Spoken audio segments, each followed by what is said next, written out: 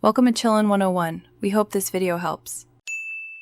You start by preparing the image so it fits cleanly as a background. Pick a high-resolution PNG or JPEG, then resize to your project dimensions. This avoids scaling artifacts later. Once done, compress slightly to keep file size manageable. Open your project, unlock the default background layer, or create a new layer labeled background so you can work non-destructively. Make sure the layer order places this image beneath content layers. That way, subsequent edits won't hide the foreground. Now import the image with place or import to keep it linked and editable. That gives you flexibility later.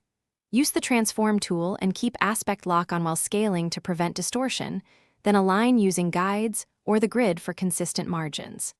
If edges conflict with foreground elements, add a layer mask and paint with a soft brush to blend. Also consider opacity or a subtle blending mode to integrate colors. These adjustments help the background support, rather than overpower, your layout.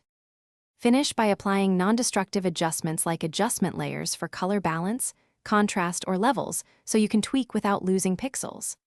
Once satisfied, export using the correct format and resolution for your target, PNG or high-quality JPEG for web, TIFF or PDF for print, or a video export preset for motion. If something looks off, make sure the background layer is below content, snapping is enabled, and canvas dimensions match your intended output.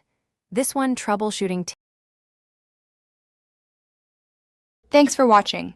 Consider subscribing if we helped you.